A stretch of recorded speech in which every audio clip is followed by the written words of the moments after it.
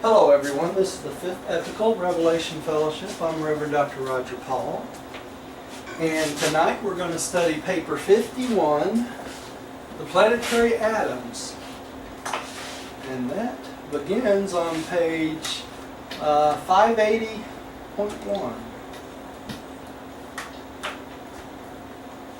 Let's get started. He starts to go up that wall, you. Again. Okay, Tim, would you like to start us out with a prayer tonight? Would it be okay if I pass on that, Roger? Yeah, that'd be fine. Millie, would you like to start us out with a prayer? Millie, you out there? Yes, now I'm here. What did Okay. you ask? I asked if you'd like to pray for us to start out tonight. Yes, I'll do that. Heavenly Father, we gather here again to study your revelation. We thank you for it. We ask that you be with us so that we can absorb what we're reading, so that we can remember it, we can keep it with us, and we can share it with our friends and family. We thank you for all that you do for us. We thank you for Christ Michael. In his name we ask these things. Amen. Amen. Amen. Okay, for you folks at home that watch these and keep up with them regularly, I want to let y'all know too that next, the first of the month, we will not be having our monthly meeting because I'm going to have hand surgery and I'll be out of commission for a couple weeks. So if you're looking for the Sunday meeting, it's not going to be out there this month. But the Wednesday meetings, we're hoping to keep going with them. Even I may be in bandages, but that's okay. We'll still meet. So anyway, okay. So let's get started. Tim, would you like to start out with paper 51 for me, please? Yes, I would. Paper 51, the planetary atoms. During the dispensation of the planetary prince, primitive man reaches the limit of natural evolutionary development, and this biologic attainment signals the system sovereign to dispatch to such a world the second order of sonship. Okay. The biologic uplifters. These sons, for there are two of them, the material sons and daughter, are usually known on a planet as Adam and Eve. The original material son of Satania is Adam, and those who go to the system worlds as biologic uplifters always carry the name of this first and original son of their ununique order. Unique order. Okay, so basically what they're saying here is when what is it, Ivan and Fonda made their first decision, that signaled that this planet was inhabited. It's the first humans, right? So as soon as the first humans appear on a planet, they immediately dispatch for a system sovereign, which we talked about last week, right? And then shortly after that, within 250,000 years, they send for a material son and daughter, what we know as Adam and Eve. And notice here it says these are considered biologic uplifters. Did y'all see that? So their purpose or their mission is to basically have children on this planet, and eventually their children, their children's children will start to mix with the local inhabitants and improve our blood. Okay, and that's where the violet race comes from. Also, I want to mention here that this is one of the places where it mentions that when they talk about the material son, they also mean the material daughter, which is Eve. And they tell whose Adam's name was. Well, the first Eve was named Eve also. So they both take the names of the first of their order. And our Adam and Eve are descendants of that first Adam and Eve. Okay, they're their children or grandchildren. Okay, so that's where our Adam and Eve come from. So, hey, Roger. Yeah. The Adam that came down to your ranch, that's not the original first Adam. No, he's not the original first Adam. He's probably either a grandson or something along that line. He's a descendant of that first Adam. Okay, thank you. Okay, and all the Adams that they send out are like that. Okay, they're sons and daughters or grandchildren of that first Adam and Eve. The eternal Father and the eternal Son created the first Adam. Right. But they did not create the next ones. No, actually, the Father did not create the first Adam. Michael created the first Adam. All right. Michael created the first Adam and the first Eve. Okay, and this is one of the few beings that the creative Mother Spirit was not involved with. Okay, What Michael? Our Michael of Nebadon. He created our Adam and Eve. He created the first Adam and Eve. Well, he created the first Adam and Eve. And the Adam and Eve that we got was a descendant from that first Adam and Eve. Make sense? Hey, Roger. No, it doesn't make sense. It does not make sense that our Christ Michael created the first Adam. In our local universe, each creator son creates his first Adam and Eve in their own local universe. The first Adam and Eve is the first one that Michael created in our local universe. It's kind of like, Millie, when you say a creator son, Michael, he's the 600-something thousand order. 611,000. The first order, the Adam that he created was the first Adam ever of the order. Then those Adams created the other Adam and Eves, and they took, down to their missions. Yeah. Does that clarify it, Millie? I'll have to think on it. So the Adam and Eve is created for just one planet? No, the original Adam and Eve, was created for one planet. Okay? They went through the whole process. Now their children, when they had children, they took on the responsibility. Adam is assigned to every single planet out there. Okay? But hey, Roger, when were you referring to Eve as a material son? When they say material son, that includes the daughters too. Okay. So the material son would be the Adam, and then when they say daughter, separately, it's referring to Eve. That's right. But they consider material sons and daughters. I want to make that clarification, right? Okay. So when they say material sons, the order of material sons, they also include the daughters in that. All right? Did I muddy that water? But the important thing here is they're sent as biological uplifters. In other words, they're sent out to improve our I biology. don't mean to interrupt you, but there's something going on. Yeah, the phone is ringing. Millie, is that you? No, it's the house phone. I'm sorry about that. Okay, yeah, because I'm trying to hear Roger and I keep hearing the phone and it's cutting off. All right. Okay, so we're clear on that. So when you see ancient aliens, they talk about 37,000 or 39,000 years ago, we had some sort of DNA tweaking. This is what happened. That they're pretty close on that. Okay, so I just wanted to mention that because they do say that quite often. I watch the History Channel and I do catch that. Yeah. Okay, Millie, would you take the next paragraph, please? Yes. These sons are the material gift of the Creator Son to the inhabited worlds. Together with the planetary prince, they remain on the planet of assignment throughout the evolutionary course of such a sphere. Such an adventure on a world having a planetary prince is not much of a hazard, but on an apostate planet. Apostate planet. Apostate, but on an apostate planet, a realm without a spiritual ruler and deprived of interplanetary communication, such a mission is fraught with grave danger. Yeah, since our planetary prince Caligasta rebelled, they cut off the circuit, the communication circuit to this planet, right? They don't want the rebellion to spread. So that's what they're talking about. And because of this quarantine we're under, anything that goes on in this planet is very dangerous because people can fall very easily into rebellion, right? And that's what they're talking about here.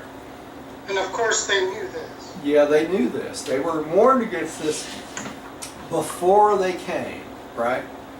All right. Rodney, would you take the next one? Surely. Although you cannot hope to know all about the work of these suns, from all the worlds of Satania and other systems, other papers depict more fully the life and experiences of these interesting pair, Adam and Eve, who came from the core of the biologic uplifters of Jerusalem to upstep the Urantia races. While there was a miscarriage of the ideal plans for your native races, still, Adam's mission was not in vain.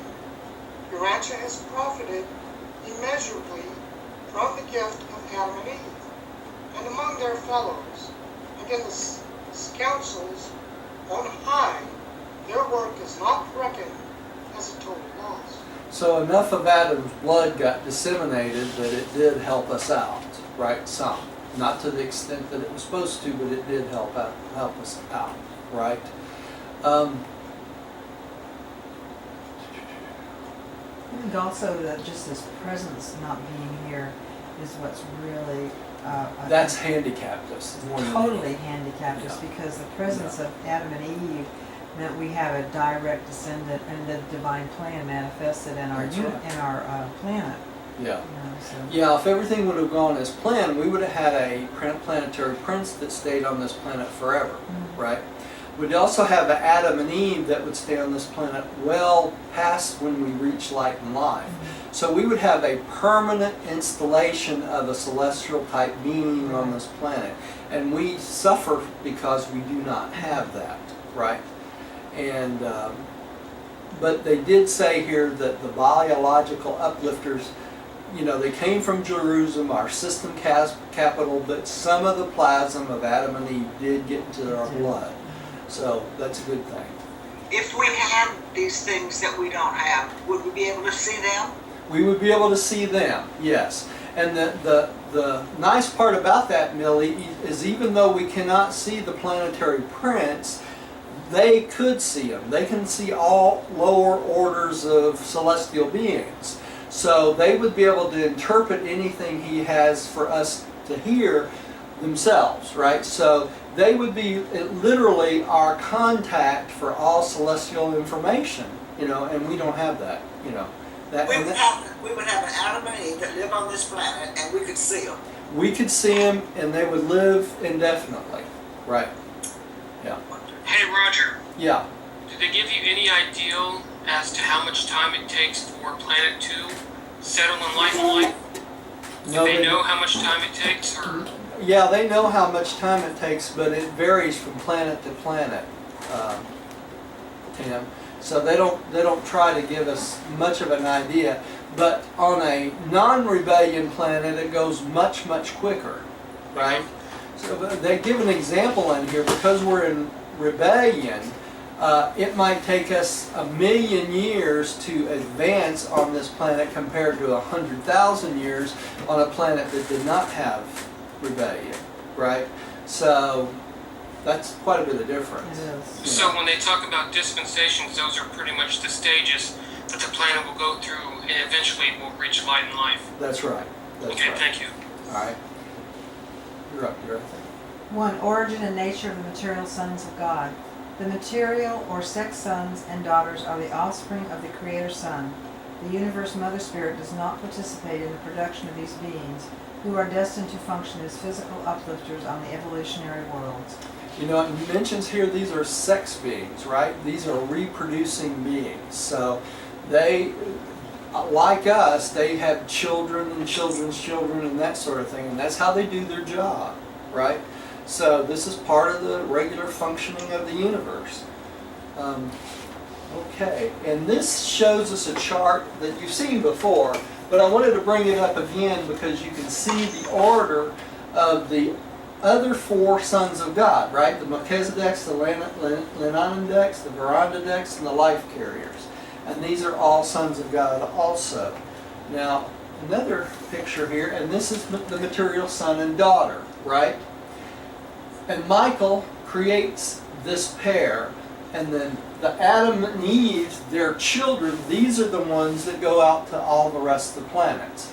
He creates them all by himself. He creates them all by himself. That's Thank right. you. Thank you. He does, without the creative mother spirit.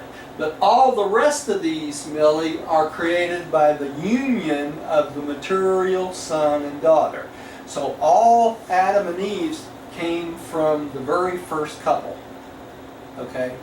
And they populate all the rest of Adam and Eve's, and when these Adam and Eve's go to a planet, they populate all the violet race that comes to the planet. And then after they've populated 1 million beings, their children and their grandchildren, their children's grandchildren, when they get up to 1 million, then they start to mix with the races and improve our basically our DNA and our biology, right? Very simple process. This creator son, who without the universal spirit, mother spirit, Right. created these beings. This is the original, the first creator son. First creator son. The That's first right. Michael. Right. You mean the first Adam and Eve? Yeah. Okay. Yeah. It's sinking in. It'll Yeah. take a while. Yeah. I'm slow. And each Michael in each local universe would do the same thing, Billy. They would create the original Adam and Eve, and then the children of this Adam and Eve would populate all the rest of the planets. Right? Okay. So, hey, Roger, Yeah. you just said that it was the first original creator son, Michael? No. No. It wasn't. It's not the first original creator son. It's 611,211. That would be creator son. Michael and Abaddon, right?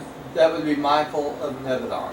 And he created our Adam and Eve's. He created our original Adam and Eve, and then Adam and Eve had children, and that's who the rest of the Adam and Eves are. Right. For the rest of the planet. For the rest of the planet. I For the thought rest of the planets in the universe. For the rest of the planets in the universe. In the local universe, that's right. Yes. Yeah. In his universe. In his universe, that's Right. correct. It's coming. Yeah. I thought the Adam and Eve volunteered to come to this planet. They do, but it's the children that volunteer. Oh, the children of the original Adam and Eve. Yeah. The children volunteer. When they get of age and are ready, they've been trained as Adam and Eve's and stuff. They were trained for this planet. They knew that we were in rebellion before they came. So they knew they had a difficult job. So, Still, you have to be there. yeah. It's always different when you're experiencing it Yeah, yourself. that's exactly right. Okay, let me read this next slide.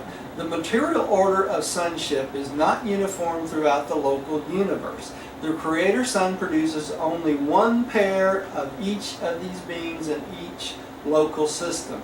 These original pairs are diverse in nature while attuned to the life patterns of their respective systems. This is a necessary provision since otherwise the reproductive potential of the atoms would not be non-functional with that of the evolving mortal beings of the worlds of any one particular system. The Adam and Eve who came to Urantia were descendants from the original Satania pair of material sons. Okay? So, each and every local universe, the Adam and Eves are a little bit different, right? Because of the material makeup of that local universe, right? And the Adam and Eve they sent to us, the children of the original Adam and Eve, DNA is tuned basically for our planet. So that when they come to the planet and they start mixing with the local beings, their DNA and our DNA will mix together, right? It's a biological thing, right? So Roger, Yeah, for instance, take a world of the non-breathers. yeah, There would be an Adam and Eve. There would be a non-breather. that's right. Their Adam and Eve would be totally different. That's correct. Okay? Hey, Roger, Yeah. when they say that the material order of sonship is not uniform, the word uniform, what's that mean? That's throughout what the they're universe? talking about is they're different but depending on what universe they're in and what type of assignment they will take. Okay? So basically I guess when the original Adam and Eve makes them, they tweak the DNA of the children so that they come out being ready for specific universes and specific planets. Okay? So, and they do it in groups. It's not like there's just one Adam and Eve for each planet. They may have 100 Adam and Eves that's suitable for each planet. So that's why they volunteer. Just to let you know, you're kind of breaking up, Roger, and the picture's blurry. Really? Well, he's not breaking up for me. I can't hear that last word. It's breaking up. Could be the It's not cam. breaking up for me, It's not for me either. and the picture is clear. I don't have a picture. Might be your connection, Tim. It might be, Tim. Or weather. A number of things. Okay. Y'all want me to redial? No, you're fine now. Okay. That's fine. Alright, okay. Alright, so So what happens to the other Adam and Eves that may have their DNA tweaked also if there are 100 different Adam and Eves? there might be 1,000 different types of assignment for Adam and Eve's besides besides the being uplifters. uplifters, Okay. biologic uplifters. That's right. Okay? Yes. I So, forgot that. you know, Yeah. this is only one type of Adam and Eve that's out there. Right. You know? That's poison. Yeah. No, just put it down. That's fine. Okay, let's keep going. Tim, would you take the next one? Yes. Material suns vary in height from 8 to 10 feet, and their bodies glow with the brilliant of radiant light, a violet hue. While material blood circulates through their material bodies, they are also surcharged with the divine energy and saturated with celestial light. These material suns, the atoms, and material daughters, the Eves, are equal to each other, differing only in reproduction, nature, and in certain chemical endowments. They are equal but differential, male and female, hence complemental, and are designed to serve on almost all assignments in pairs. Just like the angels, Just right? like the angels. Just like the angels. They So serve hey in Roger, pairs. when they say a violet hue, is it a purple hue? Yes. And then when they use that word again, divine energy, when they say energy, it's just something that surcharges their being, or Yeah, well, they actually glow with the celestial light because they're in the celestial circuit, okay, the celestial energy circuit. They get food, they take in food just like we do, but they also take in energy from the cosmic circles, the cosmic circuits, okay? And if you saw them, you would see them glow with a violet hue, a brilliant violet hue, 8 foot tall. So can you imagine, try to picture this. You have a being that's 8 to 10 foot tall, like a giant, okay, that when they have their clothes on, the only thing you see, basically the purple glow, or the violet glow, is their head, right, and probably their hands and feet. So when you see them, they have like a halo, or a something that surrounds them. I wish I brought that Aura, up. an aura. Like an aura. So you know all the pictures in down through the ages of the saints, and they always have that white glow around them. Well, that's where that come from. It's this passing down from generation to generation, the stories of Adam and Eve glowing. Okay, so they had that violet glow all the time. When they took their clothes off, their whole body glowed. Okay, so you can imagine these little short natives of the planet, who is us, okay, 4 to 6 foot tall. They meet these beings that are 8 foot tall and they glow. Do you think they wouldn't reverence them? Of course they did. They would, yeah. Because And they would have pictures. They would have done. they would think they were gods. Really. They really would, and that's exactly when we get to the Adam Yeah, and Eve Adam papers. said, "Don't worship me, Yeah. not God." so. Hey Roger, the celestial light is them glowing in the little halo above their heads, correct? That's right. Now the tree of life also is how they're connected here. The tree of life also gives them energy, and it's a tree of life that allows them to live indefinitely. Okay, So energy is like saying that's pretty much their source to be alive. that's right. They're inside the circuit, even though we are cut off. They were still within the circuit because they were sons of God, right? So even though the planet was cut off, they were not, right?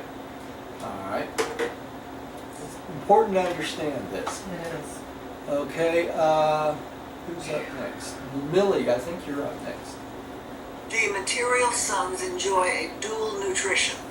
They are really dual in nature and constitution, partaking of materialized energy much as do the physical beings of the realm, while their immortal existence is fully maintained by the direct automatic intake of certain sustaining cosmic energies. Should they fail on some mission of assignment, or even consciously and deliberately rebel, this order of sons becomes isolated, cut off from connection with the universe source of life and light. Thereupon they become practically material beings, destined to take the course of material life on the world of their assignment, and compelled to look to the universe magistrates for adjudication. Material death will eventually terminate the planetary career of such an unfortunate and unwise material son or daughter. And that's exactly what happened to our Adam and Eve. They started the ascension plan. Yeah, they went into default, and at that moment on, they become human. So they lost their glow, right? They become just like... It does say here that they're isolated and cut off from connection with the universal source. That's right. That's what happens because of their rebellion, or because of their default. They did not technically rebel, did they? They defaulted in their mission. And that's what they were adjudicated as, is defaulting on their mission, not rebellion. You know, because if they would have been found guilty of rebellion, then they would have had to go through the same adjudication as Calagasta and Lucifer and everyone else, right? So, and they have 600,000 material sons and daughters that actually did rebel, and they will have to go through adjudication. 600,000. Hey Roger, what exactly is the universe source? The universe source, that's the circuits, you know, that they're talking about. All the circuits of energy, material energy, light and life, gravity, the whole 9 yards. Okay? So because of their default, they pretty much lost it. They lost it. They became human. And the day that they defaulted, they become human beings, and eventually they receive thought adjusters just like everybody else did. So when they Because when they come to the planet, they don't have thought adjusters, right? They're materials, they're local material sons, local sons of God, so they don't need adjusters, right? So when you see the picture of Adam and Eve in the garden, where they have a leaf in front of them, that probably was really a rendition of them once they defaulted. So That because was they a were re- trying to hide. Well, that was a rendition of them artist concept. That actually was never the way it was. Even when they came to this planet, they immediately clothed themselves. I know, but what I mean is when they It didn't matter defaulted, whether it was before the default or after. They closed themselves before the default. As soon as they got to the planet, because they were trying to teach modesty to the natives. Right, but I'm saying though that they lost their glow after They lost their glow. and so they were trying to hide because they were uncomfortable because they'd never been without that. So Yeah. they would have felt naked, Well, they would have felt naked, but I want to make it clear that all these pictures you see of Adam and Eve in the nude with just leaves over them, that they never appeared that way, Right. ever. So that was just an artist's idea of the way it was before civilization and stuff, and that's totally incorrect. Okay, to think of it that way. Okay.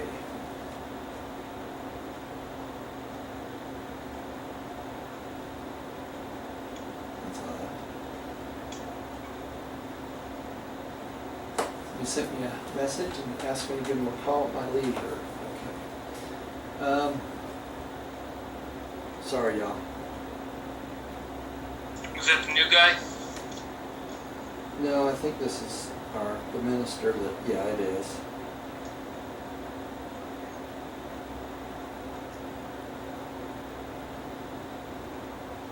Hey Roger, did We'll you happen call to you put tomorrow.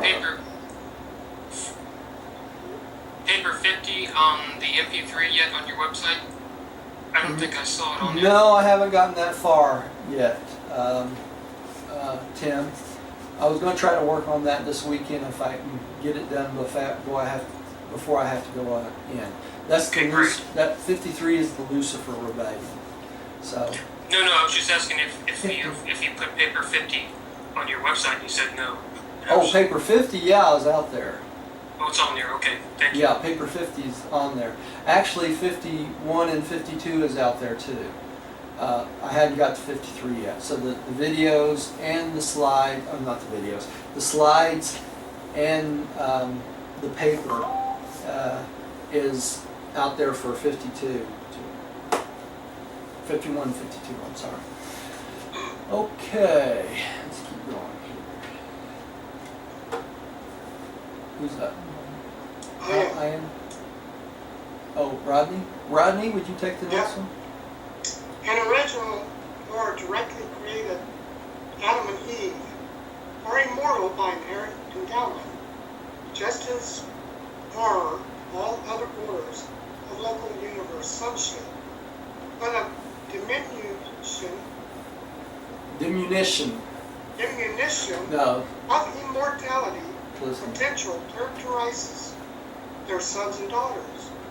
This original couple cannot transmit unconditioned immortality to their procreated sons and daughters. Their progeny are dependent for continuing life on unbroken intellectual synchrony of the mind-gravity circuit of the spirit. Since the inception of the system of Satania, 13 planetary atoms have been lost in rebellion and default, and 681,204 in the subordinate positions of trust. Most of these defections occurred at the time of the Lucifer rebellion. So that's a lot of material sons and daughters that went into default. Quite a few, and that's not good. The reason being, they give us a reason that this is because they're so close to being human. Yeah, they're material. They're material. So, but an interesting point here I want to bring out is it says here that their sons and daughters, they're talking about their sons and daughters once they get to the planet, right? They cannot transmit this unconditional immortality to them, right? So they do die, right? But they stay alive and continue on as long as they keep in sync with the gravity mind circuit of the spirit. Okay, so as long as they're in good standing, they go on and on and on. But if they get out of that good standing, they too turn into total human, right? So that's what they're talking about here. All right. Dear, would you take the next one? While living as permanent citizens on the system capitals, even when functioning on descending missions to the evolutionary planets, the material sons do not possess thought adjusters, but it is through these very services that they acquire experiential capacity for adjuster indwellment and the Paradise Ascension career. These unique and wonderfully useful beings are the connecting link between the spiritual and physical worlds. They are concentrated on the system headquarters, where they reproduce and carry on as material citizens of the realm, and whence they are dispatched to the evolutionary worlds. Okay, so they don't need those thought adjusters while they're in their native planet and go out for missions and things.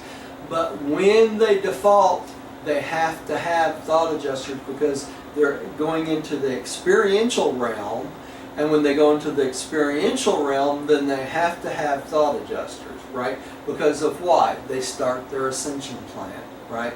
So they're considered low universe sons and daughters of God to start out with. They turn into adjuster indwelt sons of God if they default or anything happens, and then they go through the same ascension plan as we do, right? And they have to fuse with their adjuster, become real sons of God again. You see that? Permanently, though. Yeah, permanently. That's right.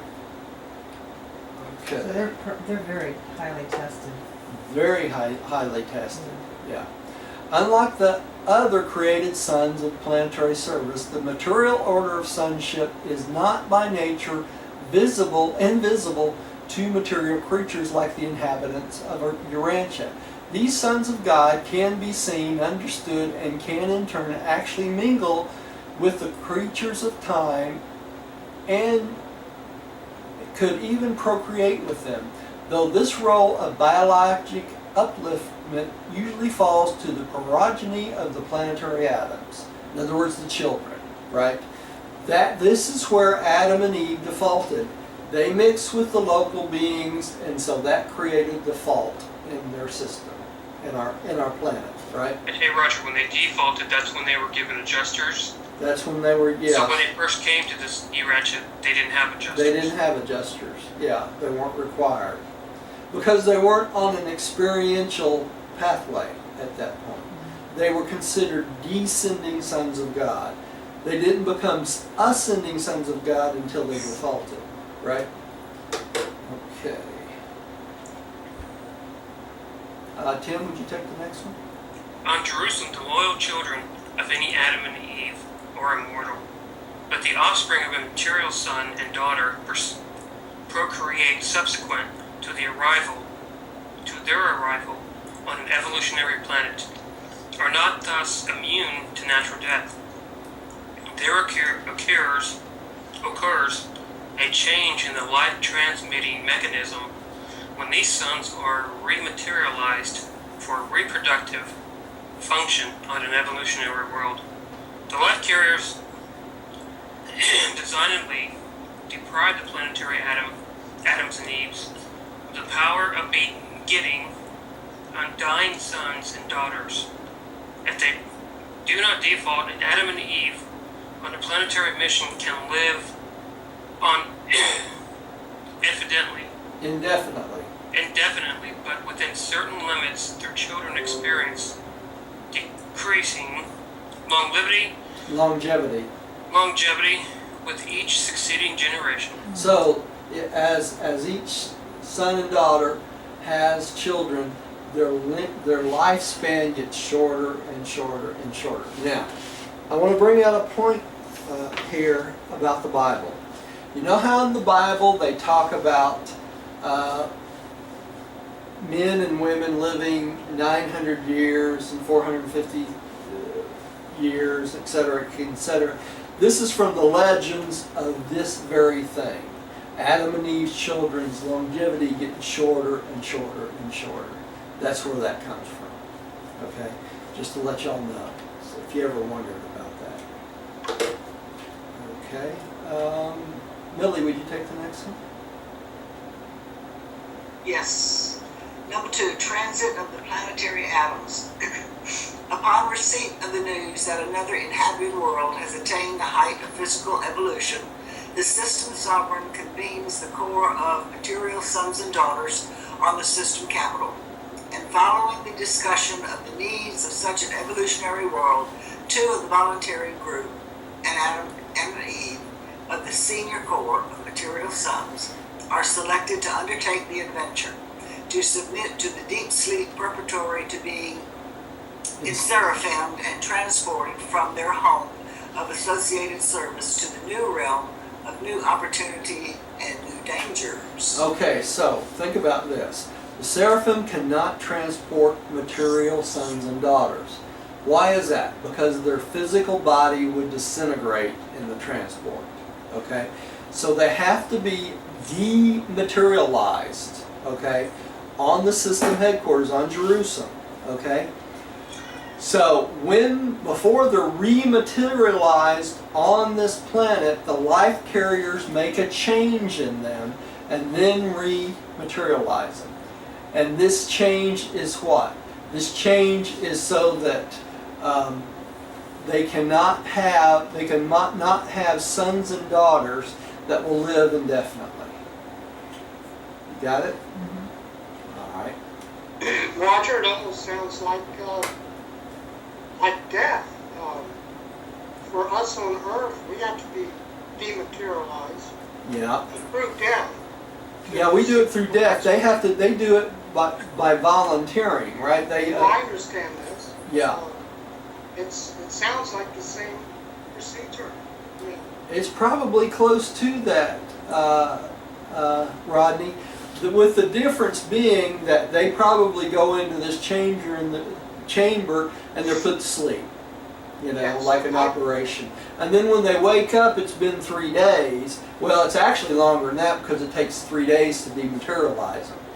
And then when they wake up on the planet and they rematerialize them, they got a totally new body, and the changes had been made to prepare them for the mission. So they can never go back to the way they were because they've been physically modified, right? When they take their thing. Now, an interesting part is this: when Adam and Eve defaulted, and they were called back to the system headquarters, they had to be what? Dematerialized again to be transported to the system capital, right? And start on their progression through the mansion worlds, right? But they didn't both die at the same time. No, they didn't. So they had to be in Seraphim at 2 different times. Yeah. Roger, this makes me think of the Trinity origin beings, which don't actually get to in Seraphim, so it makes you wonder how they're able to come to the planet. They have to have some sort of spaceship. Well, there's a lot of things that's left to a mystery to us. To let you wonder, that's Yeah, correct. it makes you wonder. We know for a fact that there's things flying around out there at night that we cannot identify, right? And the possibilities are endless. We know we're in quarantine, so it's not likely that any being from another planet is allowed to land here and communicate with humans. That's a give me. But that does not mean that Morancha beings do not use vehicles like this to come to the planet as student visitors, right? So the possibilities of what we see in the night sky are almost endless, if you think about it. But, to try to say that they're all aliens is kind of silly. But in essence, all of them are aliens. Everyone that comes from another planet is considered an alien. That includes Adam and Eve, if you think about it, right? And Jesus. And Jesus, when it comes right down to it. So they're not native of this planet, right? Right. Okay. Let's keep going. Millie, I think you're up next. I think I'm a I'm sorry, Rodney. Would you? Adams and Eves are semi-material creatures, and as such are not transportable by seraphim. They must undergo dematerialization on the system capital before they can be inserted In Seraphim. for transport to the world of assignment. The transport seraphim are able to effect such changes in the material suns and in other semi-material beings as enable them to be inserted and thus be transported through space from one world or system to another. About 3 days of standard time are consumed in this transport preparation, and it requires the cooperation of a life carrier to restore such a dematerialized creature to normal existence upon arrival at the end of the seraphic transport journey. So we know they had to have some sort of chamber or some sort of mechanism to put them back together, right? That was on this planet. Okay. And so a lot of this premise too in the Egyptian culture had to do with that. That was the whole thing. They were put in a chamber to be transported to another world, Yeah. And so there are a lot of parallels there. There is. A lot of these things like the Egyptian pyramids and things like that, probably the reason those things were built was because Abraham's descendants taught the Egyptians, and so these stories and these legends and things like that were passed down through the ages, and that's probably how it works. Hey Roger, what does the word semi-material mean? That means they're not wholly material like we are, but they're partially Morontia and partially material. So Adam Okay, and thank Eve you. are? Yeah, so the material sons and daughters have a spiritual aspect and a physical aspect. And the physical aspect Is like us. The oh, physical aspect is like that. The spiritual access is the fact that they have this Morontia connection, or this physical body that is connected to the cosmic forces. Okay? I have a question. Yeah, go ahead, Millie. A dematerialized person requires the cooperation of a life carrier to restore such a dematerialized creature to normal existence. Do life carriers ever default or rebel? Yeah, they can, Millie, but I can't remember if they're in the list of some of the sons that have defaulted, to be honest. But they can, yeah, they can default, just like, because you know if a Lenonondex son can default, they're underneath the Lenonondex son, so it would make sense that they can default too, because they're closer to us also, right? The life carriers. And you watch us go through all these changes and the Yeah. earth change. And you could really call them watchers when you think about it. I think of them as watchers. Yeah, because they come to the planet and they watch the evolution of the planet go on for thousands and thousands and thousands of years. Okay? I think you're up next. Rodney is. Rodney? Rodney just read. Yeah. He did. It's my turn. Okay. While there is this dematerializing technique for preparing the atoms for transit from Jerusalem to the evolutionary worlds, there is no equivalent method for taking them away from such worlds unless the entire planet is to be emptied. In which event, emergency installation of the dematerialization technique is made for the entire salvable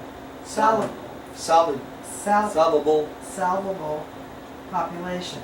If some physical catastrophe should doom the planetary residents of an evolving race, the Melchizedeks and the life carriers would install the technique of dematerialization for all survivors, and by seraphic transport these beings would be carried away to the new world prepared for their continuing existence.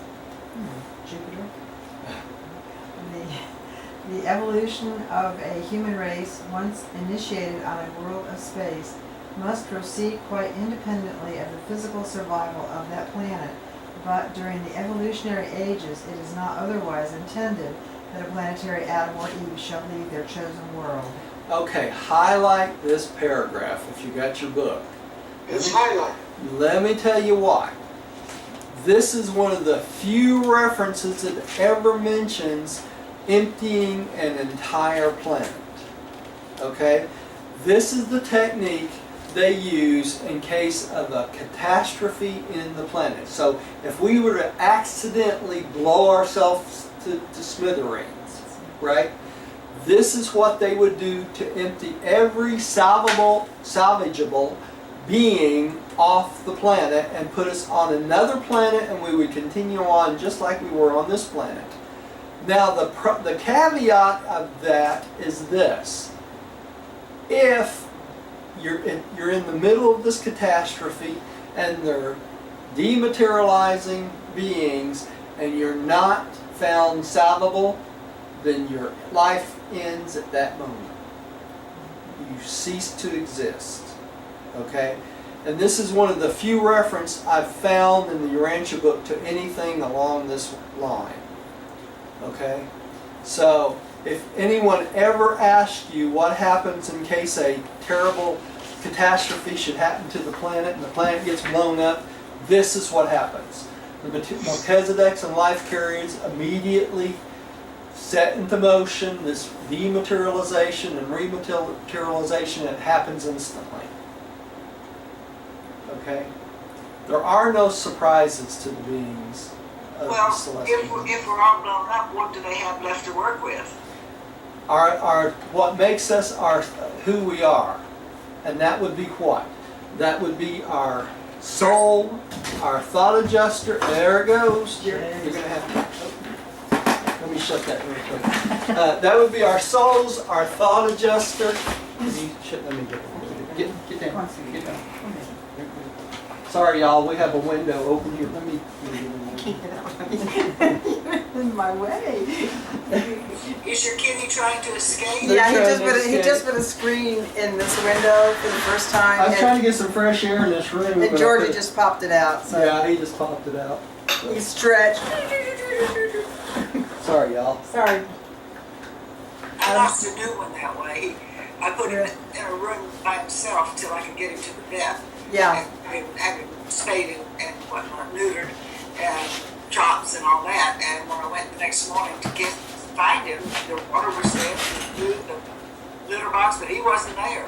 The window was open. And he Yes. got the window, the screen gave way, and he fell down to the shrubs below, prickly shrubs. Oh my gosh. I'm sure. But he was here waiting for breakfast the next day. Oh, was he really? What a smart cat. Okay, he so knew he was supposed to live here. He's the one that said, I live here. And I said, no, you don't. And he said, let me in. I live here. And I said, no, you don't. And he came in anyway. so let's get back to this. So they do the same thing they do when you die. In other words, instead of putting who you are back into, where's the squirt gun? I'm just They put you instead of put you into a Morancha being, they put you back into another physical being. So you go on just as if nothing happened. I think we'd remember somehow. Yeah. We'd be traumatized internally.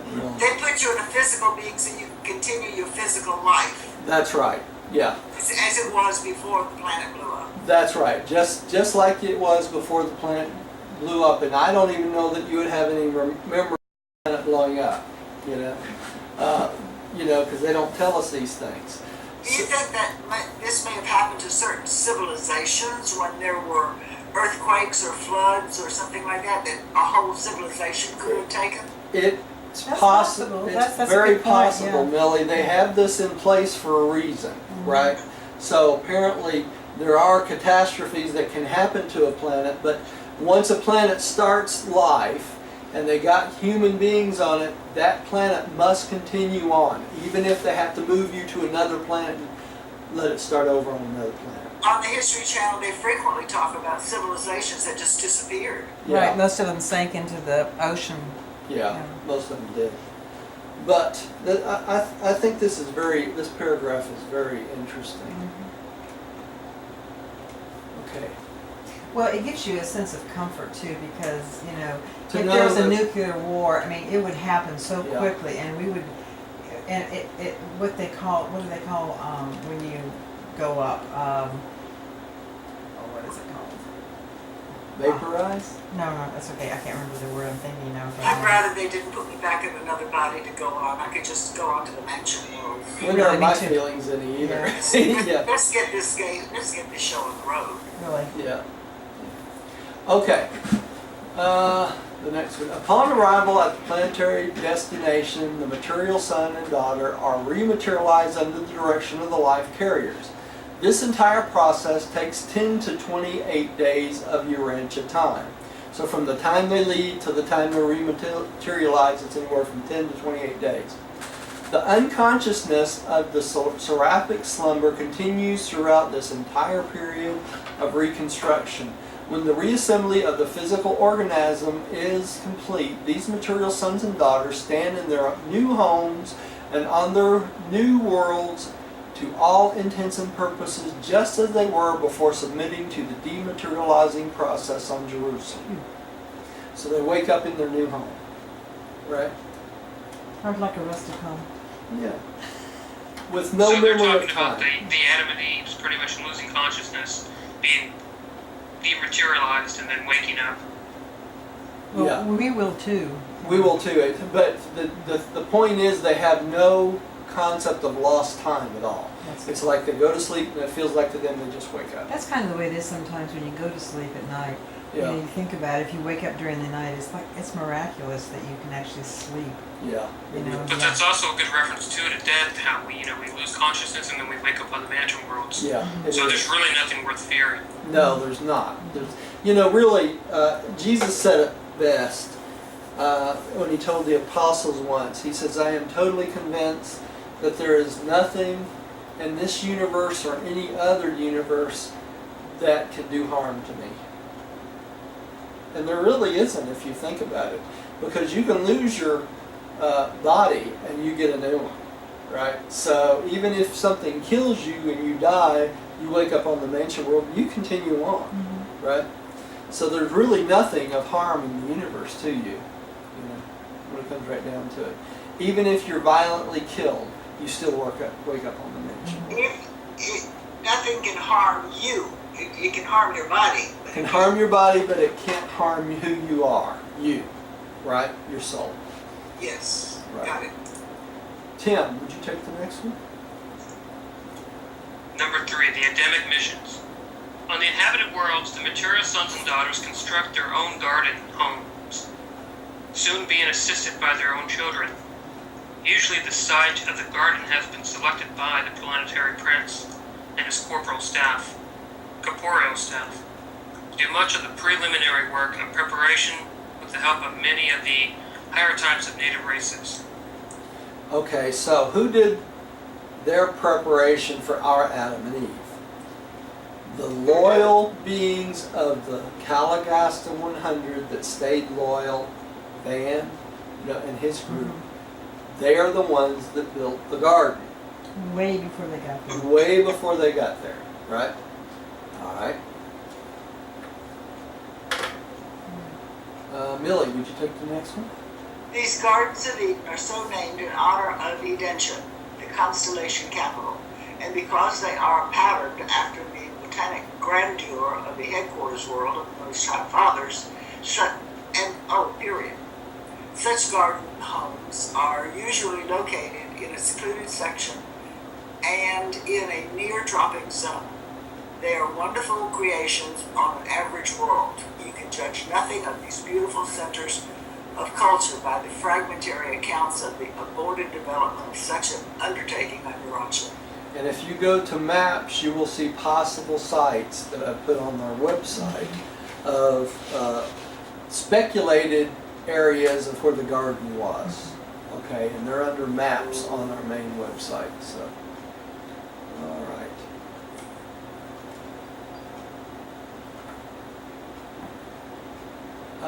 Rodney. Yeah.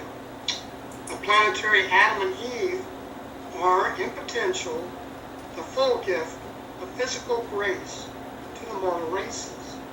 The chief business of such an imported pair is to multiply and to uplift the children of time. But there is no immediate interbreeding between the people of the garden and those of the world. For many generations, Adam and Eve remained biologically segregated from the evolutionary mortals while they built up a strong race of their order. This is the origin of the violent race on the inhabited world. Okay, so normally in the original garden, the Adam and Eve stays pretty much in the garden, right? They have children, their children have children, etc., until they get up to about 1 million. They don't normally intermingle a lot with the natives, right? Which makes sense because they're very highly unevolved. The They're natives, unevolved, they're barbaric, you know, right? who want to mate with them. Yeah. Incest is such a taboo today. When I was speaking of this way that they reproduce to a friend, and she immediately said incest. And I tried to explain that we have taboo against incest today because it reproduces bad genes Yeah. over and over and over again. These people didn't have any bad genetics. No, were they all didn't. Perfect genetics. They had clean DNA, so it didn't matter, Right. There was no bad DNA Yeah. to pass on. See that we're going to get into this later on in this paper. This is the paper that talks about cleaning the races of bad tendencies. Okay, it's a very touchy subject. But we still have tons and tons of barbaric people on this planet. We do. And we can see that by the crime in the inner cities and things like that.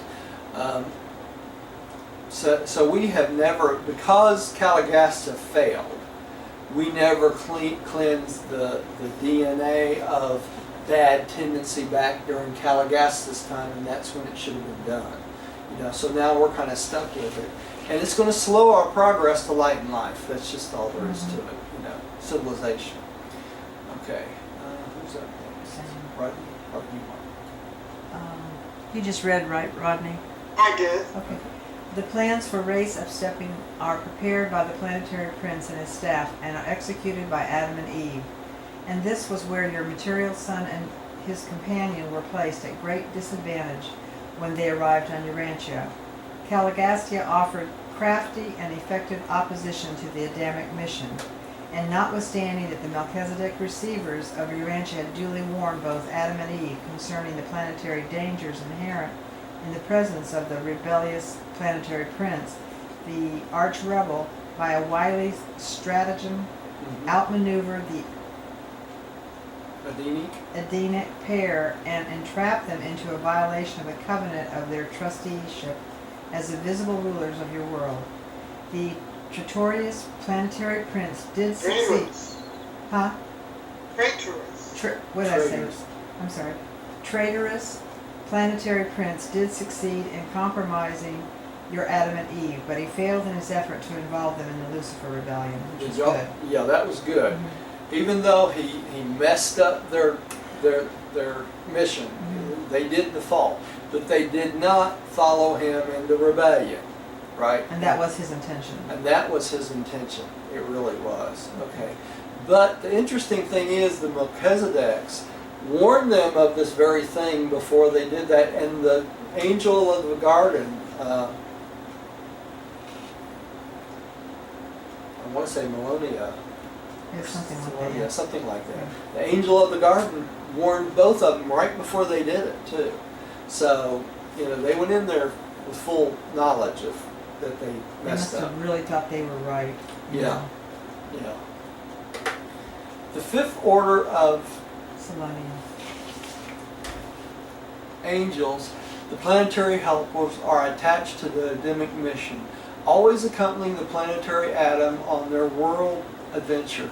The core of the, gosh, I can't read that from here. The core of the initial assignment is usually about 100,000. This is angels, right? When the work of the Urantia Adam and Eve was prematurely launched, when they departed from the ordained plan, it was one of the seraphic voices of the garden who remonstrated with them concerning their reprehensible conduct. And your narrative of this occurrence well illustrates the manner in which your planetary traditions have tended to ascribe everything supernatural to the Lord God. Because of this, your ancients have often become confused concerning the nature of the universal Father. Since the words and act of all his associates and subordinates have been so generously attributed to him, in the case of Adam and Eve, the angel of the garden was none other than the chief of the planetary helpers, then on duty. The seraphim Selonia, that was his name, proclaimed the miscarriage of the divine plan and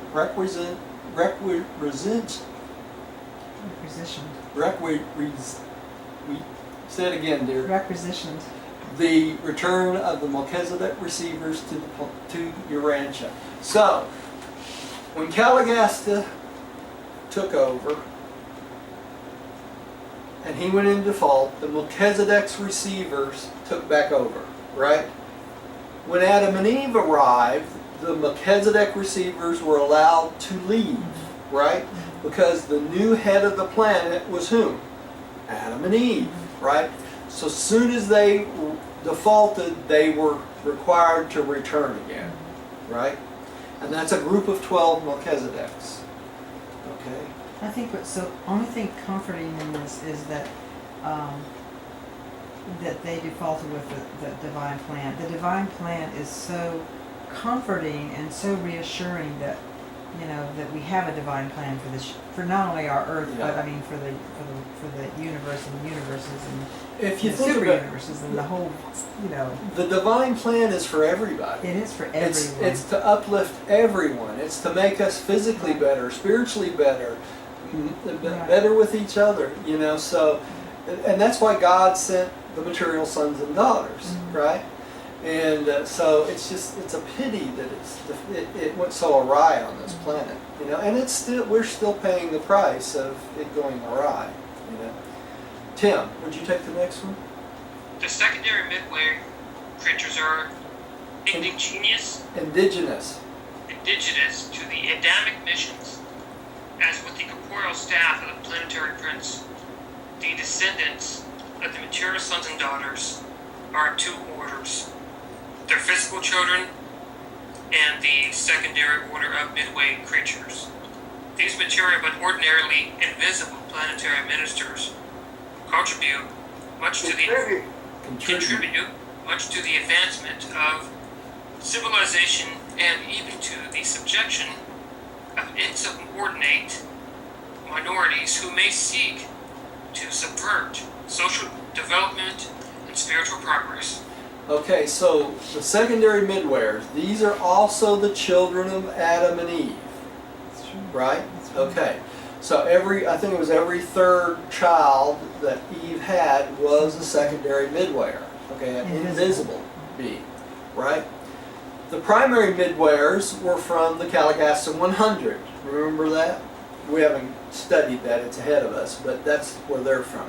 So there's two groups of midwares. There's the primary and the secondary. The secondary are more physical, okay, but they are still invisible. But it's interesting, it says here that the secondary midwares are basically used to subordinate the subversive social beings, the insubordinate minorities who cause trouble. Okay, so during Adam and Eve's time, if all the midwares would have stayed loyal, okay, after a short period of time, probably a few thousand years, all the degenerate people on this planet would have been gone. Okay, and that's what would have been gone. Like serial killer mentality. Like the serial brain. killer mentality, antisocial, people that would, that have no moral standings and stuff like How that. would they be gone? They probably tweak their DNA, the midwares probably can, to keep them from reproducing and allowing that blood to keep spreading from generation to generation. Well, what about the midwares? Because the ones that defaulted, they were also, they were dangerous, to everybody else. Yeah, but they could not reproduce. Right, so they couldn't continue. Okay, Yeah. all right. Yeah, so it's going to talk about it here in a minute. On Pentecost, it took both groups that were rebels away, right? And we'll get to that in just a minute here, hopefully, tonight. So, Roger, Yeah, every evolving planet that has mortals has midway creatures. yes. They're a necessary part of every planet's unseen ministry. All right, gotcha. Okay? So it's the midwares that take on most of the jobs of communication between celestial beings and humans, not normally angels. Angels can appear to us too, but it's usually the midwares that are assigned to do that because they're closer to us. Okay. All right, let's keep going. Who's up? Millie? Yes. We're down at the bottom of the page. The secondary midwayers should not be confused with the primary order, who date from the near time of the arrival of the Planetary Prince. On Urantia, a majority of these earlier midway creatures went into rebellion with Caligastia and have, since Pentecost, been interned. Many of the Adamic group who did not remain loyal to the planetary administration are likewise interned. So both the primary and secondary that followed Caligastia in rebellion on the day of Pentecost were interned on the Father's prison world. Okay, so they're not on this planet any longer. Okay, and that's a lot of midwares. The primary, it was like 40,000 of them, and there's 10,000 left or something like that. The secondary It was a majority of those two. I could give you an exact number, but we're going to study that in another paper. I'm going to hold off on that.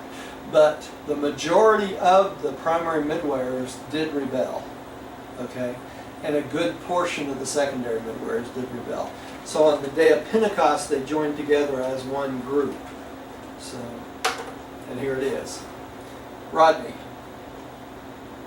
On the day of Pentecost, the loyal primary and the secondary midwayers effected a voluntary union and have functioned as one unit in world affairs ever since. They serve under the leadership of loyal midwayers, alternately chosen from the two groups. And that's it. So they join together and are of one function now, okay?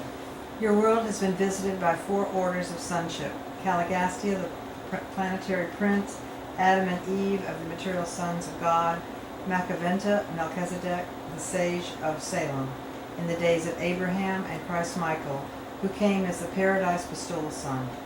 How much more effective and beautiful it would have been had Michael, the supreme ruler of the universe of Nebadon, been welcomed to your world by a loyal and efficient planetary prince and a devoted and successful material son, both of whom could have done so much to enhance the life work and mission of the bestowal son. But not all worlds have been so unfortunate as Urantia. Neither has the mission of the planetary atoms always been so difficult or so hazardous.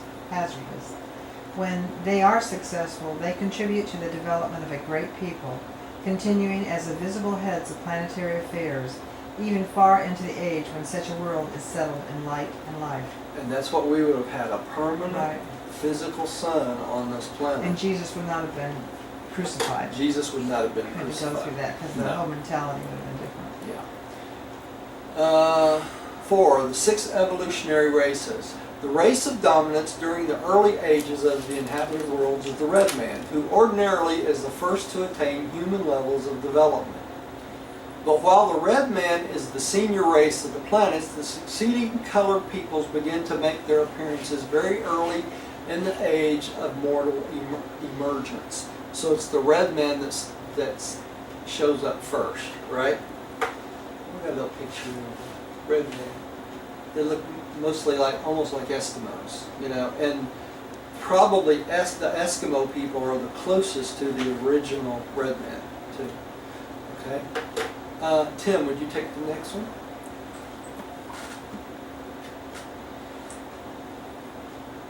You out there, Tim? Stepped out for beverage. Hello, Tim. This one, he just stepped away. Tim, we can't hear you. You must have your mic off. Oh, I'm sorry, I had the microphone up. Yeah. Okay, let's see. Where are we at? I lost my place. Earlier races. Early races. Second paragraph. Under the 6 evolutionary races, second paragraph. And number 3, right? 4. Four. Second Oh, paragraph. 4, okay. Here, let's see, where is it?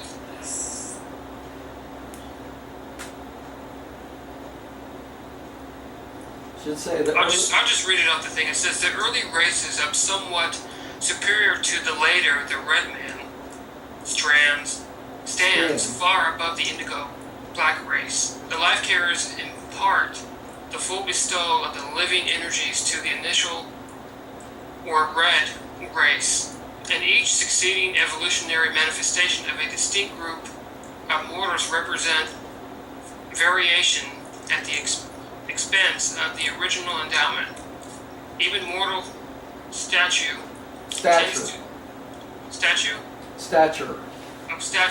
tends to decrease from the red man down to the indigo race. Although on Urantia, unexpected strains of giantism appears among the green and orange peoples. Okay, so what they're telling us is this, that the red race was giving everything they could, okay, when it started out. And as the other races sprang into existence, which is kind of interesting, because in our case, all all the six races appeared in the same family at the same time, Wow. which is almost unheard of. Poor mother and father. Yeah. So, but what they're saying is the red man was given the whole enchilada, everything they possibly can, and every other race after that is a variation of that, so it's not got everything the red race had, right? So we're an amalgamation of several races, all of us now. So we got some things from some races and other things from other races. That's what it boils down to. Okay? And the green and orange people, there were giants on the planet at one point, probably 8 foot tall, you know, and they've had programs about that on TV. Well, they really did exist, and they were among the green and the orange peoples, which were all wiped out. Okay? There was the Jolly Green Giant. There was Jolly Green Giant. Okay? Millie, would you take the next one? I'm still on the last paragraph. Even mortal stature tends to decrease from the red man down to the indigo race. That's I right. don't see the red men being particularly large compared to. Well, that's now, Millie, because they intermix so much with other races now, you know. But apparently when the red race started out, they were probably very tall, what we consider very tall, probably 6 to 7 feet. Okay, but as they intermix with other races, even though they stayed in the Indian tribes, they started to decrease in height over time. Okay. Let's Okay. go on. On those worlds having all 6 evolutionary races, the superior peoples are the first, third, and fifth race. The red, the yellow, and the blue. The evolutionary races thus alternate in capacity for intellectual growth and spiritual development, the second, fourth, and sixth being somewhat lessened down. These secondary races are the peoples that are missing on certain worlds. They are the ones that have been exterminated on many others. It is a misfortune on your Raja that you so largely lost your superior blue men, except as they persist in your amalgamated white race. The loss of your orange and green stock is not of such serious concern. Okay, so, Gee. and this is a touchy subject for many people, Oh, yeah. you know. But it basically, what they're saying is as different races intermarry, then we get amalgamation of races, right? And that's what the white man was. We were descendants from the blue man, which mixed with the yellow man, the red man, and probably the green and orange, right? So we're like a Heinz 57 sort of now, you know. And it's the same way with all other races. The black races, you have very light black men and you have very dark black men, okay? And depending on whether their ancestors, which group they mixed with, they would stay very dark or lighter over a period of time. So, and you'll notice that there's a whole host of black men that are very tall, you know? Very tall. Very tall, you know? They're not short at all, so it makes you wonder if their early ancestors mixed with the original red men, right? So, you know, there's a lot of variations. It's like I said, we're pretty much Heinz 57 now, and nobody should get offended by any of this. They're just telling us the way it works, right? Well, if I were green or orange, I mean, I would be offended that we were of little concern to them. Yeah. You know, I that mean, we got I'm wiped offended out. by that. I'm not, I don't know if I'm orange or green, but you Hey, know. Roger, Yeah. do they talk about what year this is taking place when they discuss races? Yeah, it was early. Actually, we're going to get to a paper on when the early races came about, when the race shift came about, and I'm going to hold off on that discussion until we get to it, okay? Because it's very interesting that all 6 of the races came from the same family during the same period of time. You know, normally they come over a gradual period of time to appear, and these all came from the same family. So, Did it say what the mother and father were? huh? I don't remember, to be honest. So. Were they rainbow? Good question. I don't know. Okay, Rodney, would you take the next one? Okay, the evolution of 6. World 3, colored races. most seeming to deteriorate the original endowment of the red man, provides certain very desirable variations in mortal types, and affords an otherwise unattainable expression of diverse human potential. Rodney, could you pause there for just a second and let me mention something before I forget it? What they're talking about, this deterioration, is the intellectual and spiritual aspect of humans. Okay? That's what they're talking about, not anything else.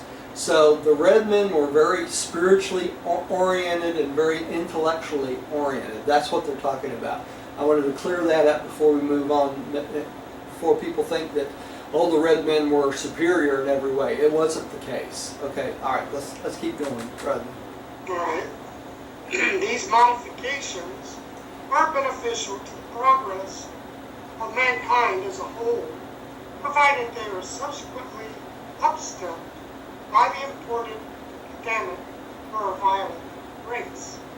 On Urantia, this usual plan of amalgamation was not extensively carried out, and this failure to execute the plan of race evolution makes it impossible for you to understand very much about the status of these peoples on an average inhabited planet by observing the remnants of these early races of your world. Okay, so this differences in color and differences in makeup in the different races is beneficial to the planet. That's why it happens. Okay? And when Adam and Eve shows up and they mix with the violet race and then they re-amalgamate, then that really improves the whole world as far as people goes. Okay? And that is the original plan, right? So the plan went awry because we didn't get as much Adamic blood or the violet race as we should have, right? So we're working out all this stuff in other ways now. As you notice, this day and age, we have a lot more interracial marriage than we've had ever before.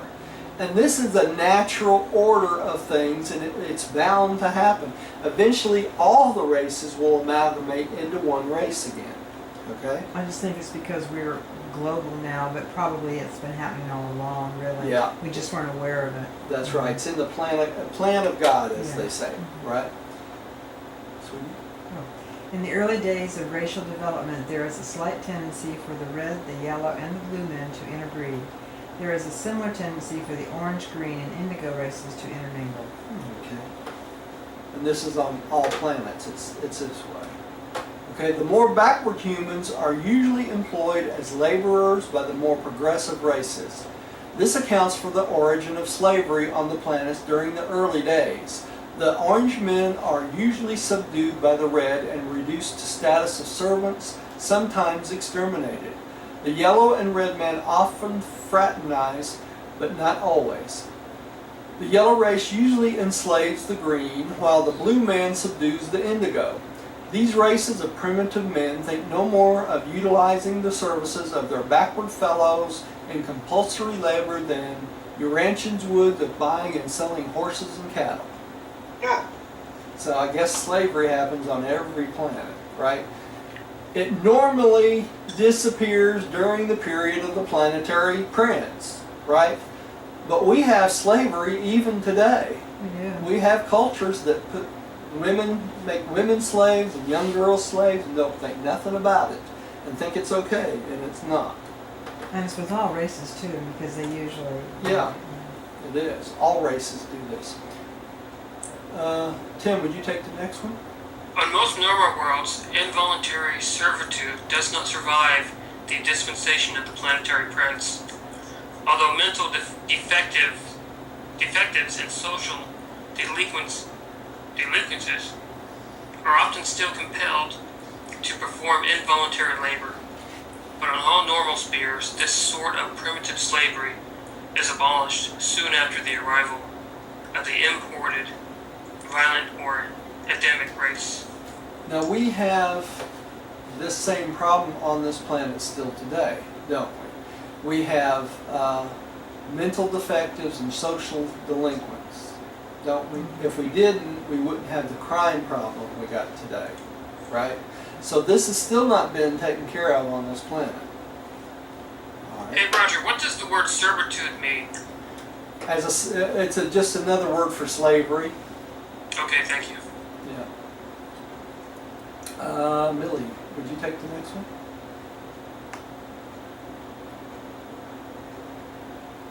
Turn your mic back on, Millie.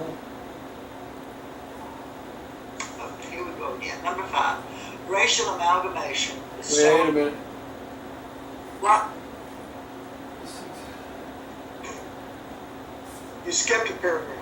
Okay. Yeah. These 6 evolutionary races are destined to be blended and exalted by amalgamation with the progeny of the Adamic uplifters. But before these people are blended, the inferior and unfit are largely eliminated. The planetary prince and material sun, with other suitable planetary authorities, pass upon the fitness of the reproducing strains. The difficulty of executing such a radical program on Urantia consists in the absence of competent judges to pass upon the biologic fitness or unfitness of the individuals of your world races. Notwithstanding this obstacle, it seems that you ought to be able to agree upon the biologic that's a word, of your more markedly unfit, defective, degenerate, and antisocial stocks. So they're just There playing. have been countries that have done this. Yes. Nazis. The Nordic countries. The Nordic countries decided who could reproduce and who couldn't. If Yeah. you go to Denmark and Norway and Sweden, they are gorgeous. They're Yeah. all tall and blonde and fit, and that they purged their DNA Yeah. back in the late 1800s, early 1900s, Yeah. and it spread to America, and the uproar was amazing. Yeah. We can't do this. No, and the Nazis tried to do the same thing, right?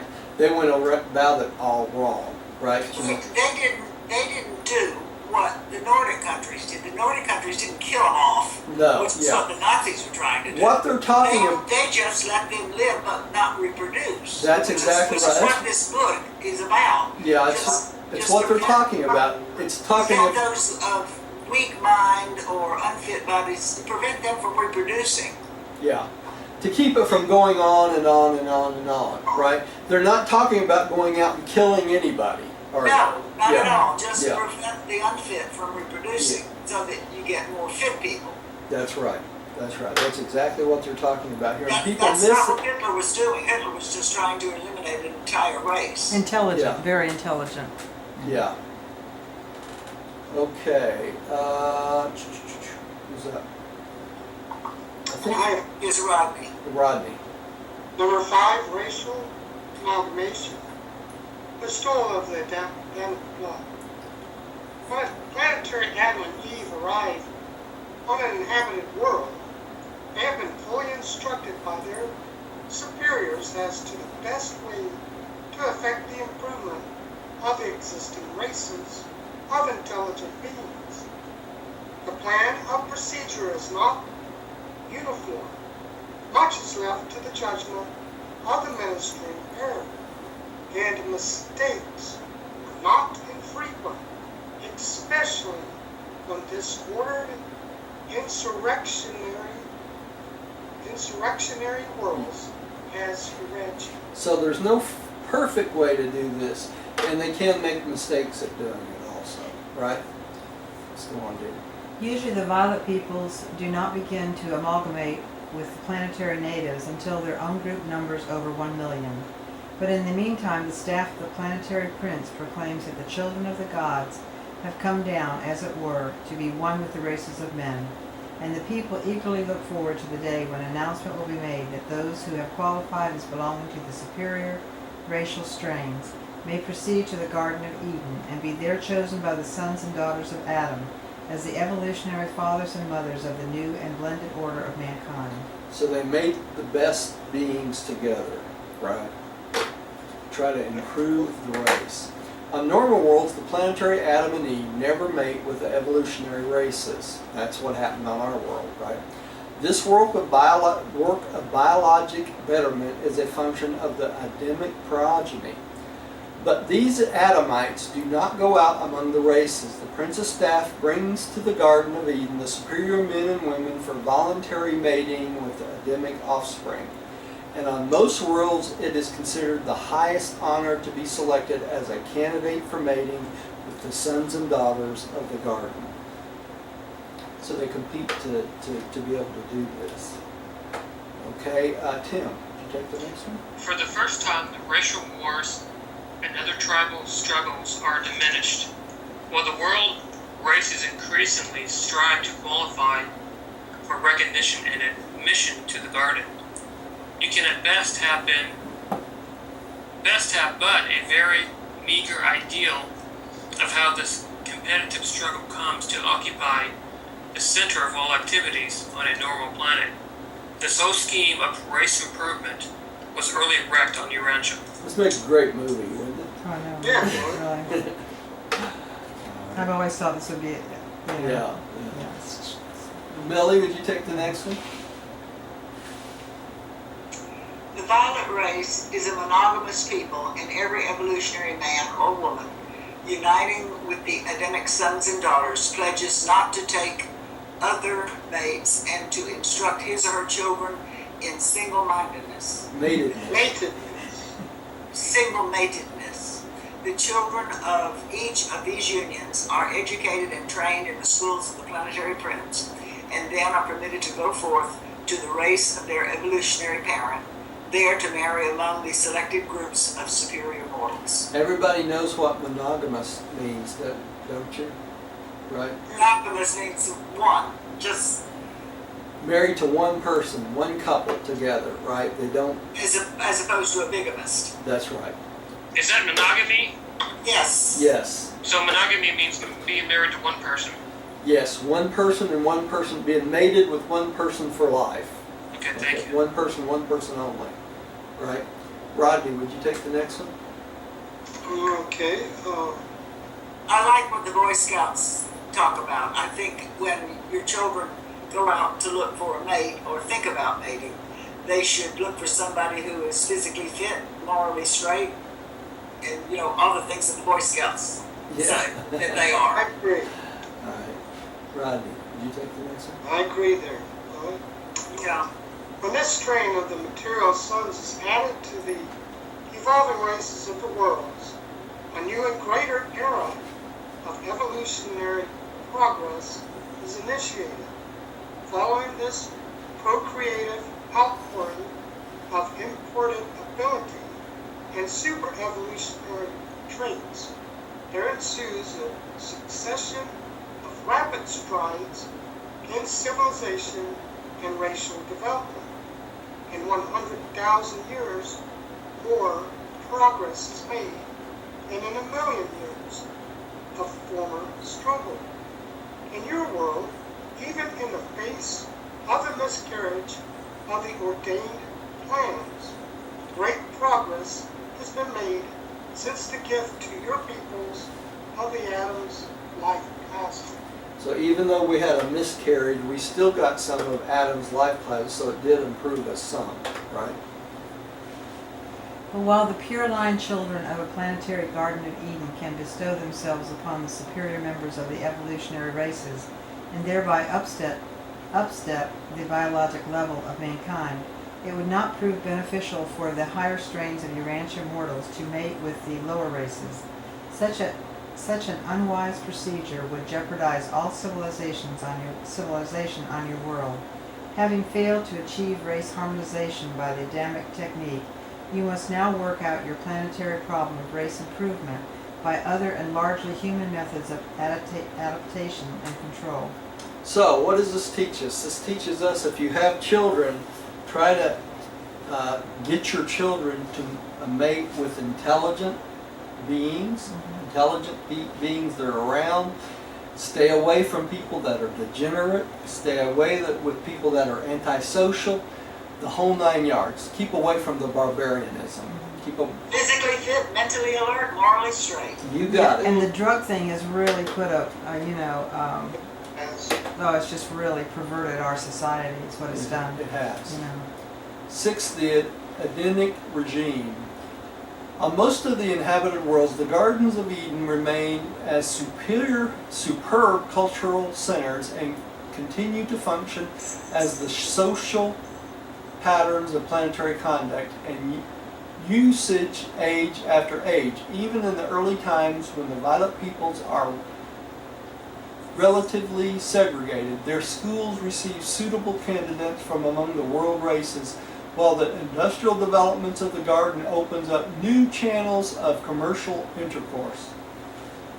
Thus do the Adams and Eves and their progeny contribute to the sudden expansion of the culture as to the rapid improvement of the evolutionary races of their worlds. And all of these relationships are augmented and settled by the sealed by the amalgamation of the evolutionary races and the sons of Adam, resulting in the immediate upstepping of biologic status, the quickening of intellectual potential, and the enhancement of spiritual receptivity. So Adam's blood would include us, improve us mentally, socially, and spiritually, right? All right. Tim, would you take the next one? On normal worlds, the garden headquarters of the violet race becomes the second center of the world culture, and jointly with the headquarters city of the planetary prince, sets the pace for the development of civilization. For centuries, the city headquarters schools of the planetary prince and the garden schools of Adam and Eve are contemporary. They are usually not very far apart, and they work together in harmonious cooperation. So if our planet would have went in order, we'd had 2 great centers, Dalmatia and the Garden of Eden as centers in our world, right? Millie. So, Roger, Yeah. they think that they know where the Garden of Eden was. Yeah, that's what I was saying. We have a map of that on our website under maps. There's 2 or 3 maps, and there's of the possible garden site. They think of Yeah, where the east garden- of Mediterranean. But, Yeah, so that means Dalmatia would have been close to that area. it's not far. Yeah, it really not. But they really don't know For where sure. Dalmatia was, right? Yeah, they don't, for sure. There's a description of it in the Urantia book of the location of it. And it sounds like it was close to the location of what is now was considered Ur. Okay, and you can look that up on a map. It's in those maps also. So they think that's the location of the Dalmatia. Is that where they're finding that Gillespie? No, that's not actually where they're finding that, Rodney. Okay. There's some speculation that may have been part of the garden too, or that may have been part of the retreat area that Van took up after the Caligastia. Or the second garden. Yeah, could be. We're not sure. Okay. They think that off the coast of close to Ur is where the Dalmatia sank. But anyway, we'll get to that on a later study. All right. All right. Okay. Think what it would mean on your world if somewhere in the Levant there were a world civilization, a center of civilization, a great planetary university of culture, which had functioned uninterruptedly for 37,000 years. And again, pause to consider how the moral authority of even such an ancient center would be reinforced were there situated not far distant still another and older headquarters of celestial ministry, whose traditions would exert a cumulative force of 500,000 years of integrated evolutionary influence. It is custom which eventually spreads the ideals of Eden to a whole world. Okay, 37,000 years ago was Adam and Eve, right? 500,000 years ago is when Caligastia arrived, right? And after 250,000 years, he went into default, so that's our timetable, right? That's a good time to look at Yeah. Okay, the schools of the Planetary Prince are primarily concerned with philosophy, religion, morals, and the higher intellectual and artistic achievements. The garden schools of Adam and Eve are usually devoted to practical arts, fundamental intellectual training, social culture, economic development, trade relations, physical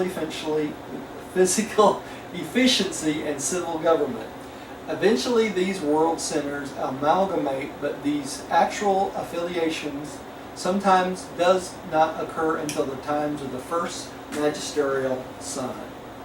And we have not had a magisterial son yet, okay? There's no place for him to go. Yeah. Tim, would you take the next one, please?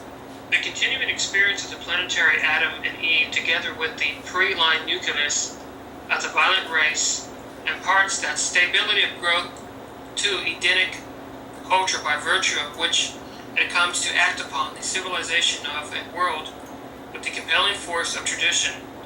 In these immortal material sons and daughters, we encounter the last and the indispensable link connecting God with man, bridging the almost infinite gulf between the eternal creator and the lower finite personalities of time. Here is a being on high origin who is physical, material, even a sex creature, like your ancient mortals. One who can see and comprehend the invisible planetary prince and interpret him to the mortal creatures of the realm.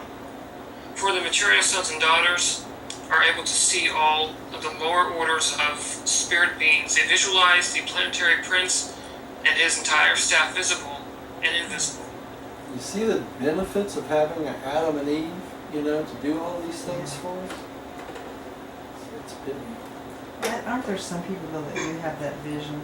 It's to be able to see the invisible. And, no, I don't think so. It makes you wonder how their material bodies, their material eyes can see that.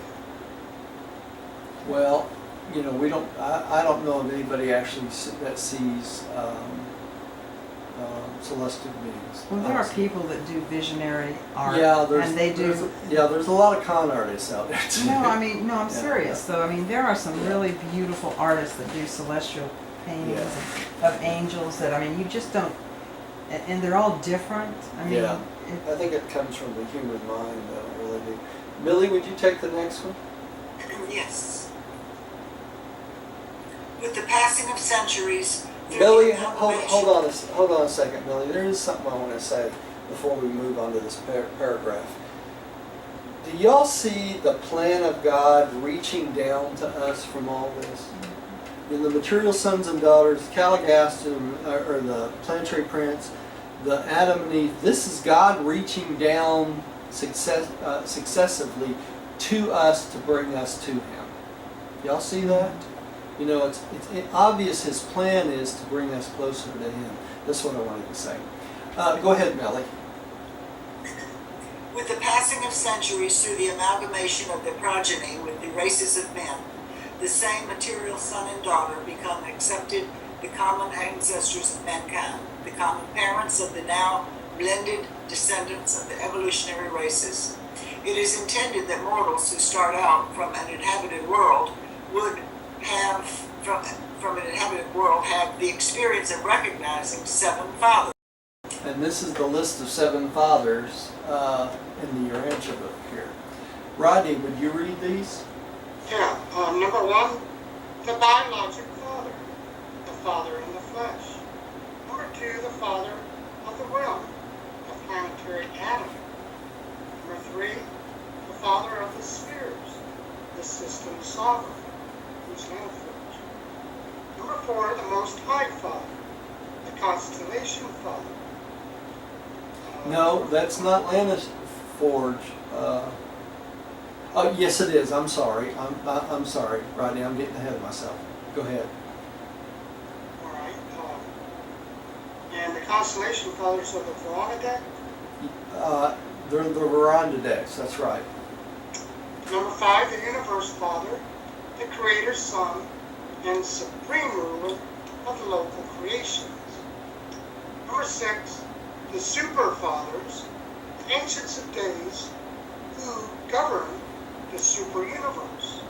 And number 7, the Spirit poured upon our Father, the universal Father, who dwells on paradise and bestows his Spirit to live and work in the minds of the lowly creatures who inhabit the universe of universes. So that's your 7 fathers. That's good. I have a question. When we talk about the system sovereign, it Yeah. was Lucifer, and now it's not a force. Now it's Lanaforge. That's right. That's right. Rodney was correct about that. All right. 7. United administration. From time to time, the avonal sons of paradise come to the inhabited worlds for judicial actions, but the first avonal to arrive on a magisterial mission inaugurates the 4th dispensation of an evolutionary world of time and space. On some planets where this magisterial son is universally accepted, he remains for one age, and thus the planet prospers under the joint rulership of 3 sons, the planetary prince, the material son, and the magisterial son, the latter 2 being visible to all the inhabitants of the realm. That would be nice. Mm-hmm. Before the first magisterial son concludes his mission on the normal evolutionary world, there has been effected the union of the educational and administrative work of the planetary prince and the material son. This amalgamation of the dual supervision of the planet brings into existence a new and effective order of world administration. Upon the retirement of the magisterial sun and the planetary atom assumes the outward direction of the sphere. The material son and daughter thus act jointly as planetary administrators until the settling of the world in the era of light and life, whereupon the planetary prince is elevated to the position of planetary sovereign. During this age of advanced evolution, Adams and Eve become what might be called joint prime ministers of the glorified realm. Roger, Yeah, on the paragraph before, obviously a human being will be able to see the magisterial son. right. Yeah, he's a physical being like Adam and Eve. All right. Yeah, during his bestowal, just like Jesus was, right? All Hey, right. Tim, would you take the next one? As soon as the new consolidated capital of the evolving world has become well established, and just as far as competent, Fast subordinate, as. Just as fast as, Tim. just as fast as competent, subordinate administrators can be properly trained, subcapitals are founded on remote land bodies and among the different peoples before the arrival of another dispensational son. From 50 to 100 of these sub-centers will have been organized. So basically, socialization of the world takes place, right? So what are they talking about? These are capitals on These are region? capitals much like Dalmatia and the Garden of Eden would be, right? And they're going to be here on the planet you're in? Well, this would be on a normal world. We don't have Their normal world, okay. Yeah, yeah. Millie, would you take the next one? The planetary prince and his staff still foster the spiritual and philosophic domains of activity. Adam and Eve paid particular attention to the physical, scientific, and economic status of the realm. Both groups equally devote their energies to the promotion of the arts, social relations, and intellectual achievements. Isn't it interesting how Adam and Eve does all the physical stuff and gets us, so we advance, and the Caligast or Dalmatia was to be our spiritual center, right? Okay, Rodney, would you take the next one? and just like you're saying, this is usually what happens on a normal world. This is on the normal It would world. have happened here. Yeah, yeah. By the time of the inauguration of the 5th dispensation of world affairs, a magnificent administration of planetary activities has been achieved. Moral existence in such a well-managed sphere is indeed stimulating and profitable. And if Urantians could only observe life on such a planet, they would immediately appreciate the value of those things which their world has lost through embracing evil and participating in rebellion. So we're going to have This paper to. was presented by Secretary Text of the Reserve Corps. That's right. So we're going to have to wait to get to see a world such as this to when we get to the mansion worlds, right? We'll see more worlds closer to this on the mansion world. Okay, what a great paper that was. I think I'll close with some prayer tonight. Father, thank you for this opportunity to share and learn this wonderful paper in your revelation. We thank you for the opportunity for us to come together and the means to do it. We pray that you'll allow us to share this with other people and keep us well and whole so that we can continue learning this and spread it throughout the world.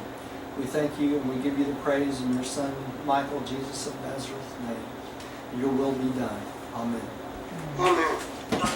Thank you for joining us at home. Please come see us again. We made it in 2 hours, didn't we?